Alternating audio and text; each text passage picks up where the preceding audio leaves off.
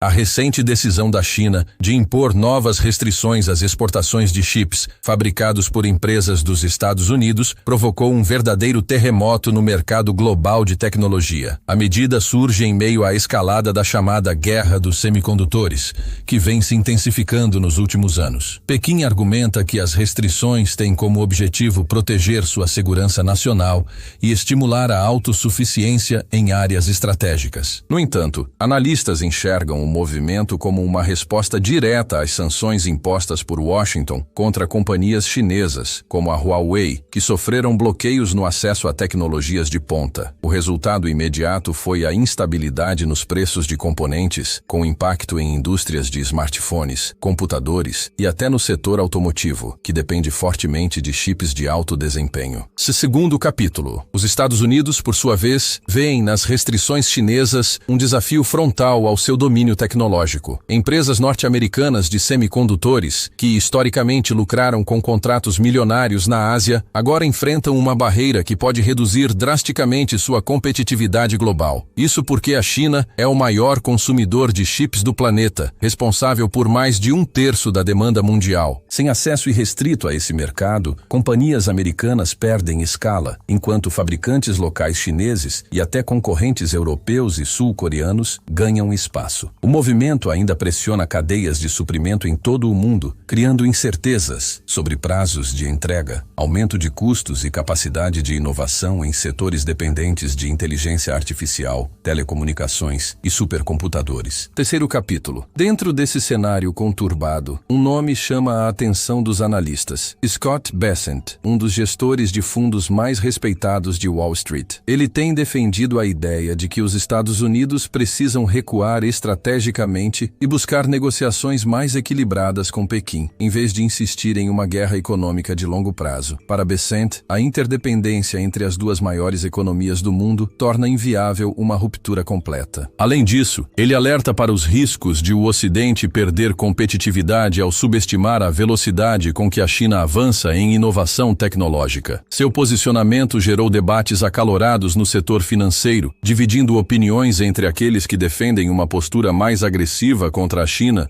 e aqueles que acreditam que o diálogo ainda é a melhor saída para evitar um colapso global no mercado de chips. As consequências das restrições chinesas já começaram a se espalhar pelo mercado internacional. Fabricantes de automóveis, por exemplo, estão entre os mais afetados. Carros modernos utilizam dezenas de chips em sistemas de segurança, entretenimento e eficiência energética. Qualquer gargalo na produção desses semicondutores resulta em paralisações em linhas de montagem e atrasos na entrega de veículos. O mesmo acontece na indústria de eletrônicos, que depende de chips de alto desempenho para lançar novos modelos de celulares e computadores. Especialistas alertam que, caso as tensões persistam, consumidores ao redor do mundo sentirão diretamente o impacto, seja na escassez de produtos ou no aumento dos preços. Quinto capítulo. No campo político, o movimento da China é visto como uma demonstração de força diante do G7 e de outros blocos ocidentais. Ao controlar parte do fluxo de semicondutores, Pequim envia uma mensagem clara. O país está disposto a usar o setor tecnológico como arma estratégica em negociações globais. Essa postura reforça o papel da China não apenas como um consumidor, mas também como um ator central na produção e inovação de chips avançados. Para os Estados Unidos, isso significa que qualquer política de contenção tecnológica precisará ser repensada, já que as medidas unilaterais não estão surtindo o efeito esperado. Sexto capítulo. Enquanto isso, outras potências observam a disputa com cautela. Países como Alemanha, Coreia do Sul e Japão, grandes players no mercado de semicondutores, entendem que um conflito prolongado entre China e Eboio pode abrir oportunidades para expandir seus próprios mercados. Contudo, também temem ser arrastados para o centro dessa guerra tecnológica. A União Europeia, por exemplo, já discute políticas de incentivo à fabricação local de chips para reduzir sua dependência externa. Essa corrida pela autonomia tecnológica mostra que o impacto das decisões chinesas ultrapassa fronteiras e pode redefinir a estrutura econômica mundial nos próximos anos. Os analistas também destacam que o movimento da China não é apenas uma retaliação imediata aos Estados Unidos, mas parte de uma estratégia de longo prazo. Desde 2000 2015, com o programa Made in China 2025, Pequim vem investindo pesado em pesquisa e desenvolvimento para alcançar autossuficiência na produção de semicondutores. As restrições atuais funcionam como um aviso. Enquanto o Ocidente tenta limitar o acesso da China a tecnologias de ponta, o país asiático mostra que pode responder restringindo componentes básicos, criando gargalos que afetam toda a cadeia global. Essa dinâmica transforma cada novo anúncio em uma peça dentro de um xadrez geopolítico que se estende muito além do comércio. 8 capítulo. Nos Estados Unidos, a pressão é enorme. Empresas de tecnologia já se movimentam para cobrar do governo Biden uma resposta rápida, pois qualquer recuo na produção pode afetar diretamente seus lucros e a confiança de investidores. O dilema é claro: retaliar a China com novas sanções pode agravar ainda mais a crise, mas não responder pode ser visto como sinal de fraqueza. Essa encruzilhada mostra como a guerra dos semicondutores não é apenas econômica, mas também política, testando a capacidade de liderança dos accounts EWA em um cenário de rápidas transformações. 9º capítulo. Enquanto isso, os mercados financeiros reagem com volatilidade. Bolsas asiáticas registraram quedas após os anúncios, enquanto o preço das ações de empresas ocidentais de tecnologia também sofreu fortes oscilações. Investidores tentam avaliar o tamanho real do impacto e até onde a China está disposta a ir com suas restrições. Muitos acreditam que esse é apenas o início de uma escalada que pode se intensificar nos próximos meses. Ao mesmo tempo, fundos de investimento enxergam oportunidades em empresas de países que podem se beneficiar da disputa,